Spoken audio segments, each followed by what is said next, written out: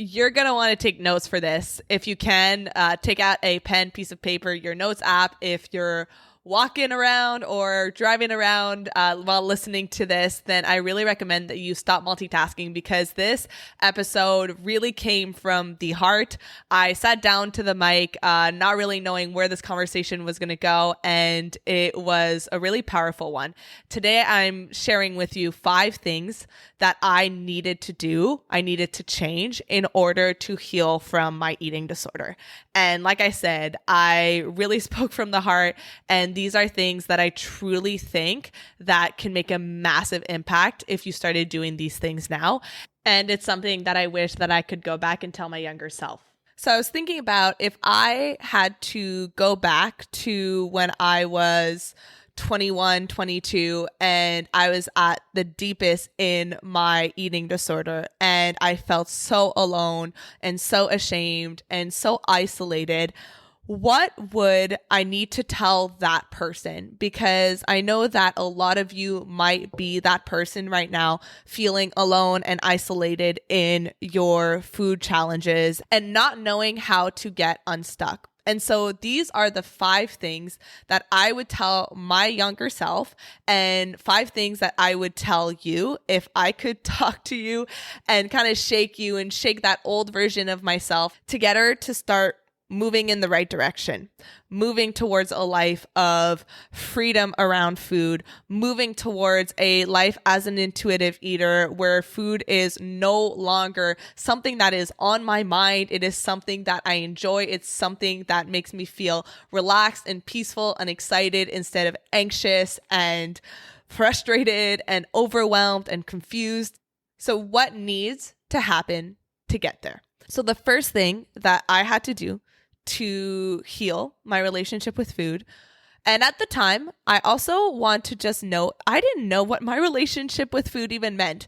I didn't go on this path thinking I need to heal my relationship with food, because during my time, at that time, there wasn't much talk about people's relationships with food like there is now. Like, I didn't know those terms. I just knew the way that I feel about food, the way that I view food is not normal. It's not healthy, and I don't want to keep living this way.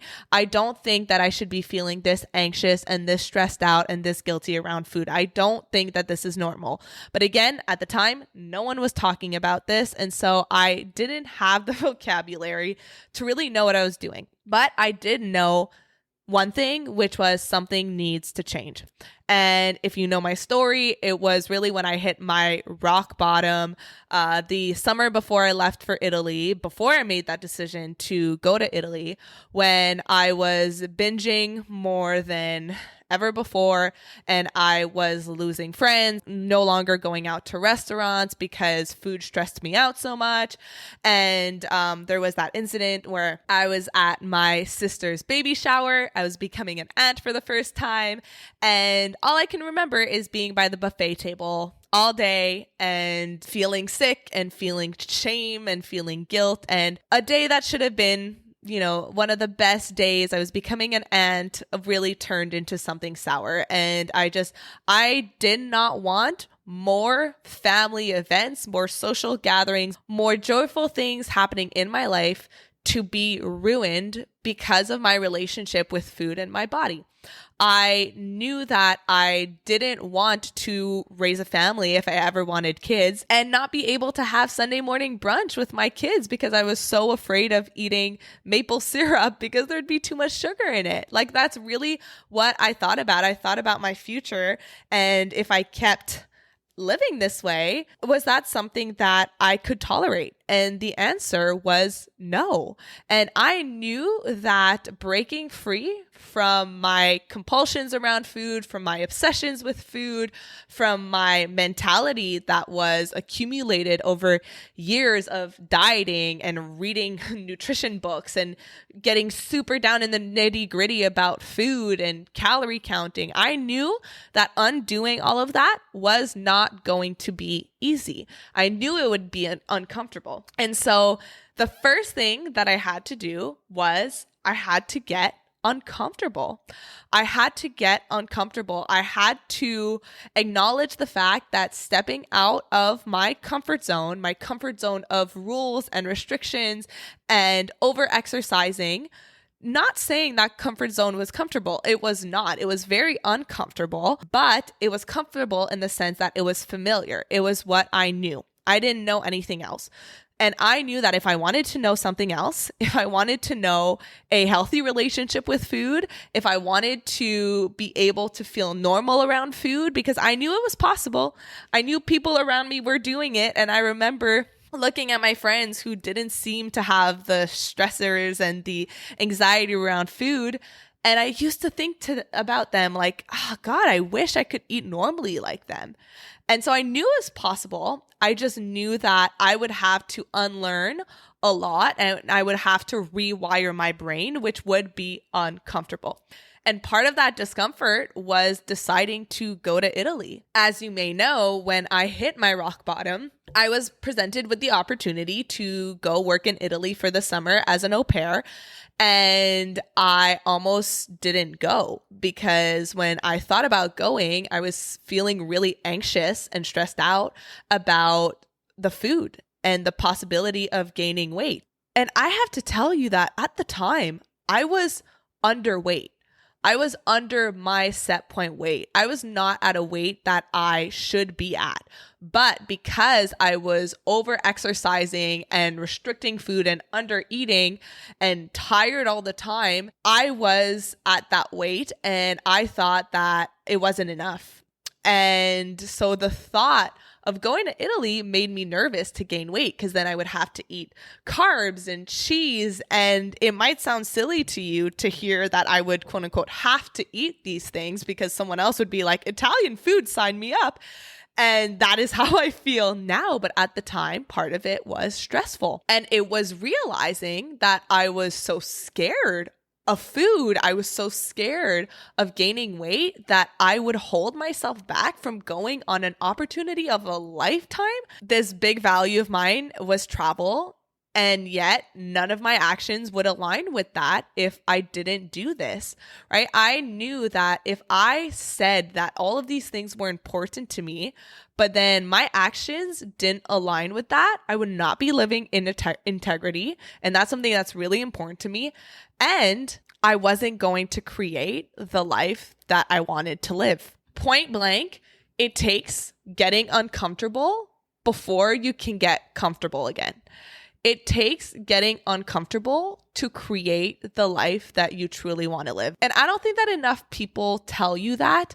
People tell you and they sell you these ideas that things are just going to be easy and they're going to fall into place. But the reality is that if you want to create a life that you've never created, you're going to have to do things that you've never done. And doing something new, even if it's the best thing for you that you've ever done, it will feel uncomfortable because new things are unfamiliar and your brain does not like unfamiliar things. And so it will create fear and it will create self-doubt in an effort to keep you safe. Your brain is doing this for you in your favor. It wants to keep you safe. And so anything that's unfamiliar, that's outside of your comfort zone, it deems as dangerous. And a lot of the times it's not. It's just that you're growing and you're changing. And human beings, most of us don't like change. We don't like change, even if it's what we need. So to give you an example, like starting my business was not comfortable at all. And I have to do uncomfortable things every single day. Launching my podcast was uncomfortable. Doing trainings to hundreds or even thousands of people is uncomfortable. Knowing that I have people all over the world listening to my story and learning about my intimate thoughts around food and my body, it is not comfortable. But yet, It's what I want to do because I want to create a life where my podcast is helping and reaching everyone across the world. I want to create a podcast that's going to help millions and millions of women break free and heal their relationship with food. And in order to do that, I have to do something I've never done, which is uncomfortable.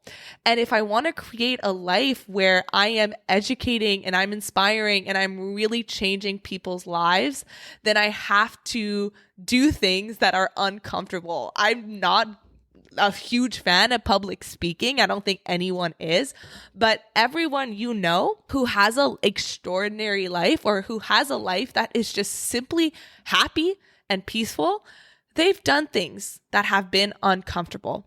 So going to Italy and deciding to expose myself to fear, the fear of weight gain and the fear of food, was something that made me uncomfortable. And I knew that because I was so uncomfortable with traveling, I needed to do it.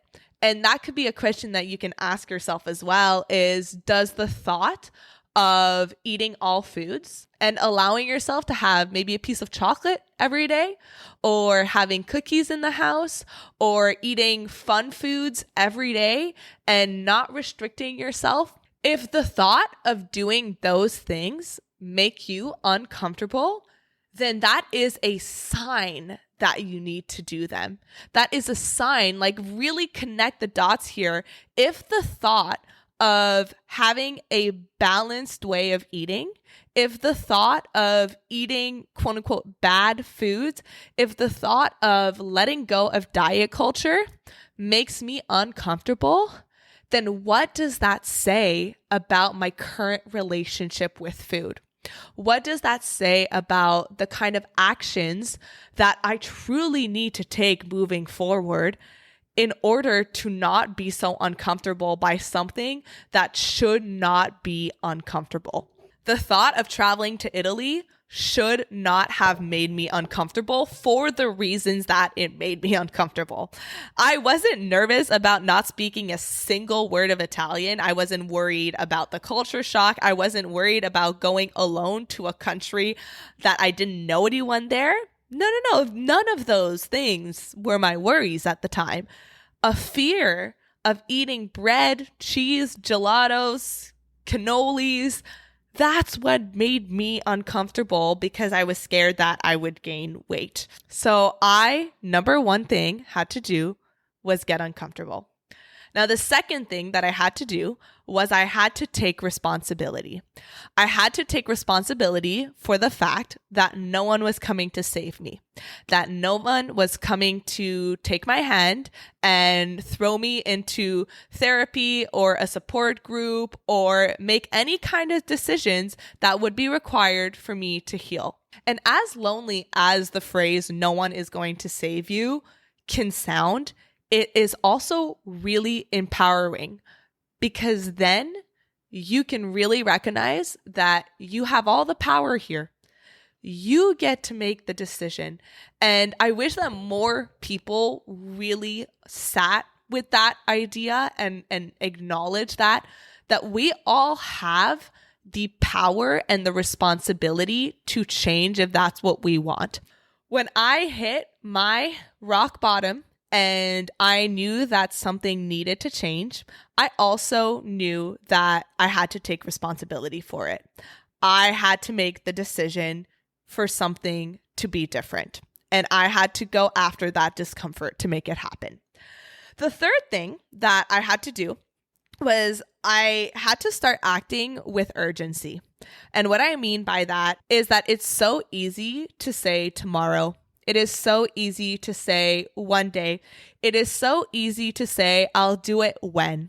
I'll do it when things get less busy. I'll do it when I move out. I'll do it when all of whatever when you might have for yourself. And I'm sure that you're listening to this and you know deep down what that sentence is for you. I'll do it when, right? Because if you've been listening to my podcast for this long, then there's a really good chance that everything that I'm talking about, it resonates with you.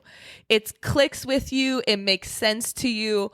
And maybe you've been listening to it and working on it on your own, which is awesome. And I'm so freaking proud of you for doing that.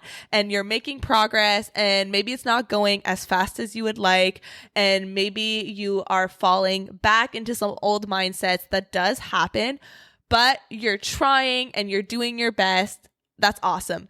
Maybe you are listening to all of this, but you haven't changed your mindset. You haven't changed your behavior. Maybe you're still participating in restrictive rules and diet culture behaviors, and that's okay too.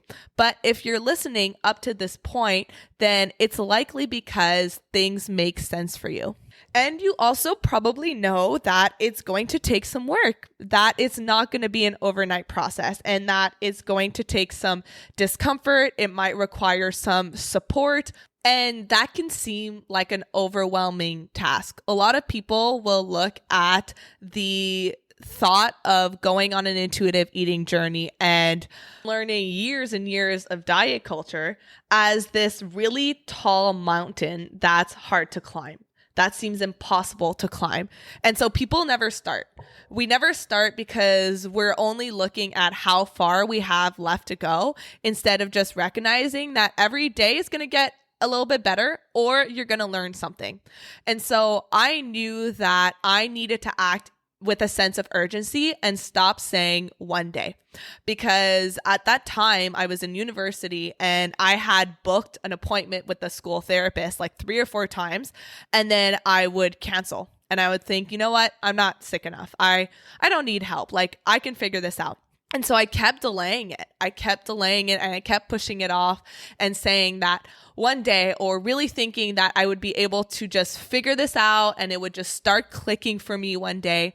And when I hit my rock bottom and I was faced with that decision to book my trip to Italy, and I know it sounds silly that this was such a big decision for me, but it really was in that moment that I had that split second thought of, I'll just do it. I'll go on a trip next year, and putting it off. And then I thought of, again, the life I wanted to create, the future that I wanted to have. And I am someone who's very future focused. And so I make a lot of decisions from that future version point of me. And I thought of myself at 40 or 50 or 60 years old and still struggling with this. Still not being able to control myself around food, still thinking about food literally 24/7 and hating my body. No matter what size I was at, I hated my body. No matter what my body looked like, I felt self-conscious and I had low self-esteem and no confidence. And the thought of living that way for the rest of my life was really horrible and really unbearable. And I knew that if I don't want that to be my future, if not now, when? No matter what, the discomfort is going to come. No matter what, you are going to have some fear and some self-doubt going into this. And it's not always going to be easy, and it's not going to be every day is going to go well.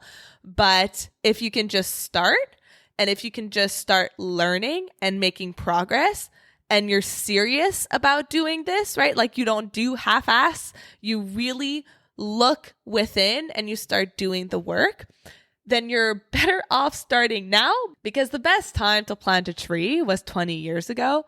The second best is today. And I wish that everyone really acted with this sense of urgency, because it's a cliche, but we only have one shot at this thing we call life. And every day we get closer to death. And every day we lose, every day that we are not creating or at least working towards our dream life, then we're just dying. We're just staying stuck. And I didn't want to waste even one more day feeling this way. So I acted with urgency because I knew that life is long, but life is short. And I wanted to make the most of my time here. And I was in my 20s. I still had so much to live. And in my 30s, I would have so much to live. And in my 40s, and there's always so much to live. And I didn't want to miss out on any of that. So the fourth thing that I had to do was I had to become intentional.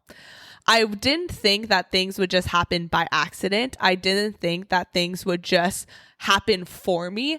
I knew that I needed to make a decision. I needed to be intentional about, like I said, getting uncomfortable, about making a commitment to myself, about doing the work, because it does require doing some work. We don't just unlearn years and years of mindsets and behaviors around food and about body and about diet culture. We don't just unlearn those things overnight, and we don't just unlearn those things automatically. We have to do the work to rewire our mindset.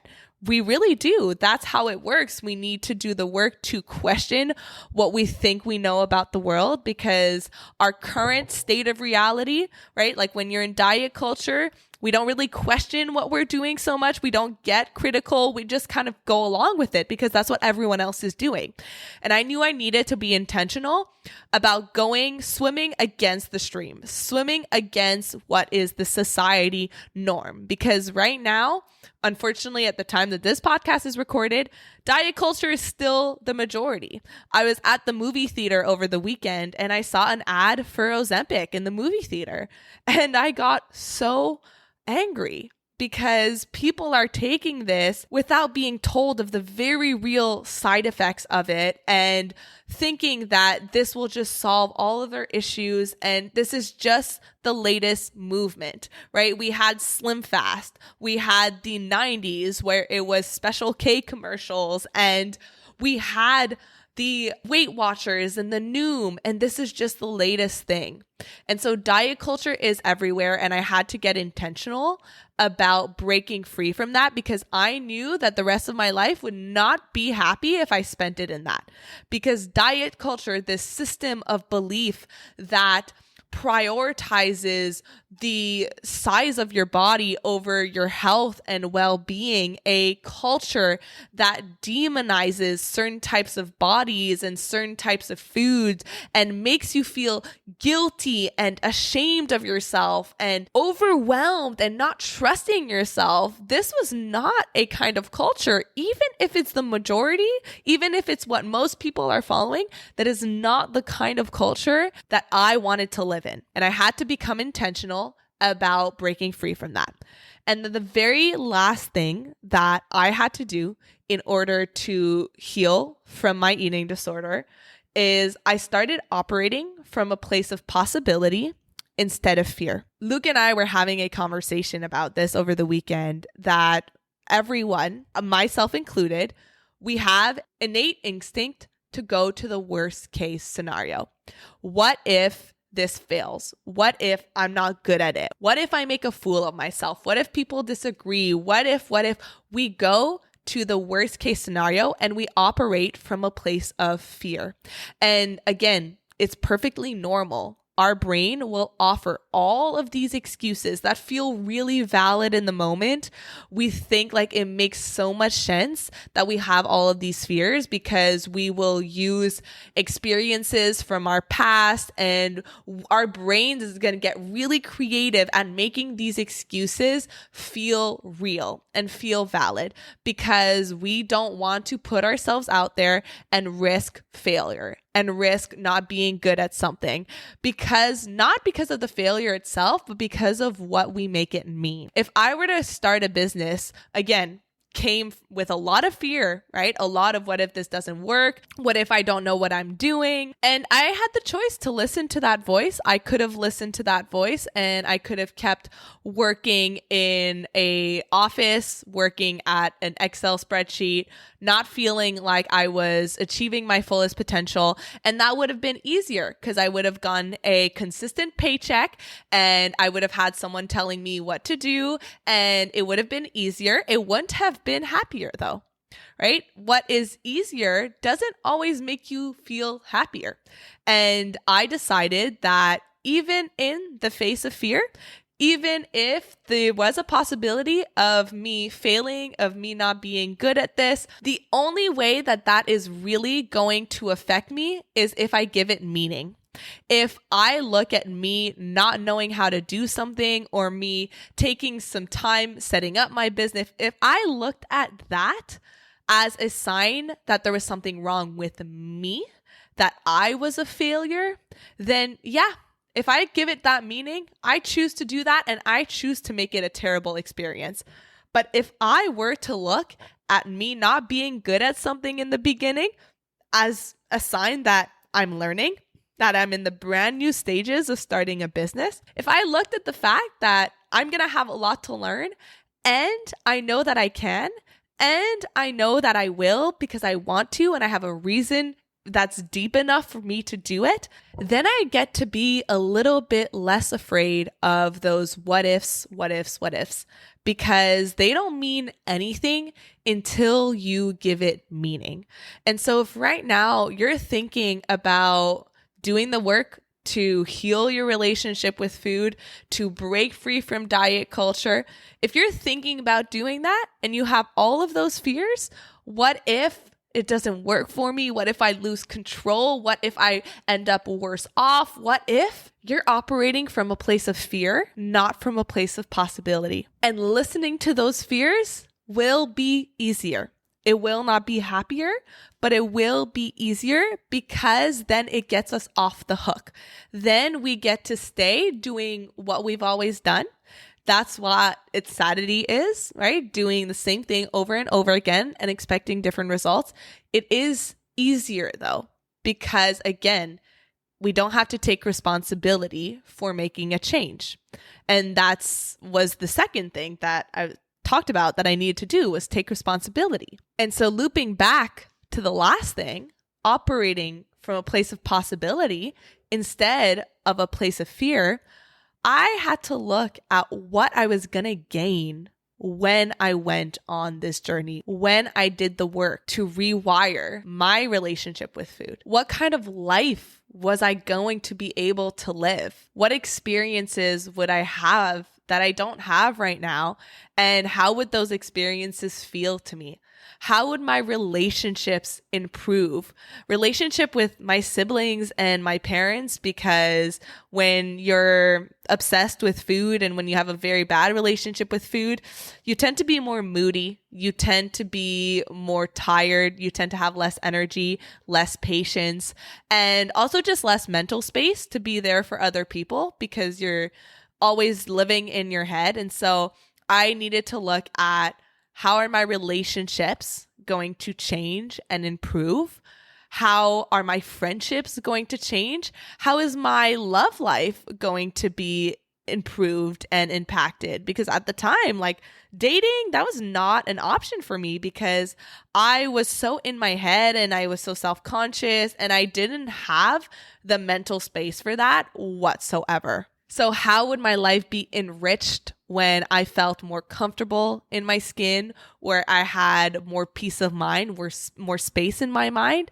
That was another piece of it, right? Like, how would my professional life improve? Because I always say this, I would have never been able to start my business if I still thought of food the way that I did before, because it took up so much mental space and I couldn't focus on things that really mattered to me, let alone starting a business, which does require quite a bit of mental energy.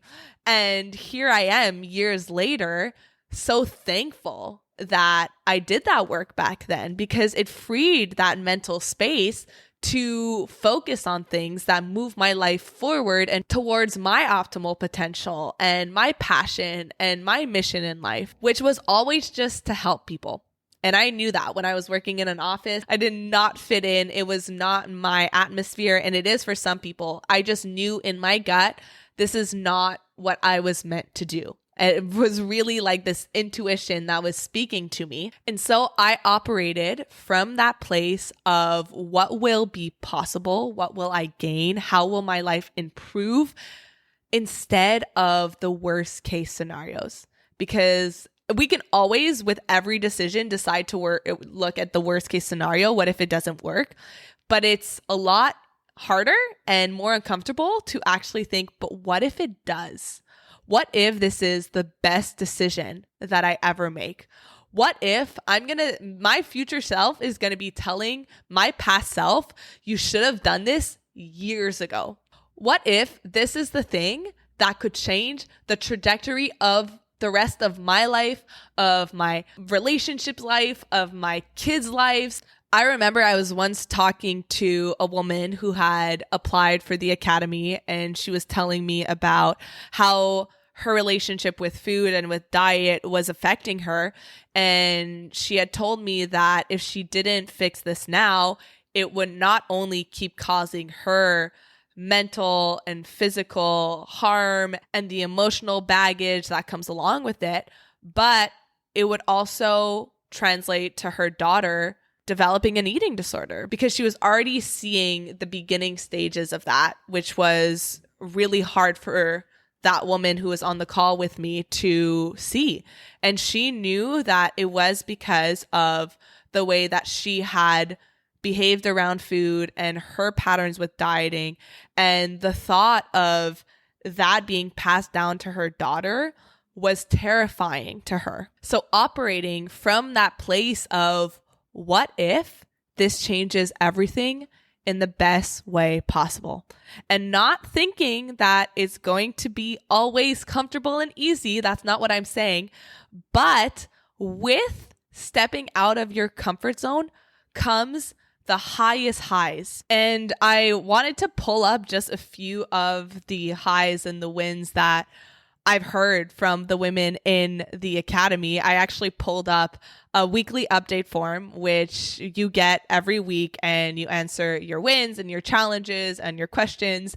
And I'm looking at it in front of my eyes right now. What I want you to do from now on, instead of approaching decisions from a place of what if it doesn't work and then going to the worst case scenario, approach it with some of these stories that I see every single week from women who have gone through the exact same thing that I'm talking about. Women who have gone through my framework in the academy and who were exactly where you are right now just a couple of months ago. So instead of what if it doesn't work, what if I am slowing down? I'm more aware of my hunger scale during nighttime snacking. What if I'm more confident in my body, intentionally walking with my head held high? Another one here, probably for the first time ever, I had leftover pizza the next day. Another one, I was able to stop myself from overeating at a party on Saturday.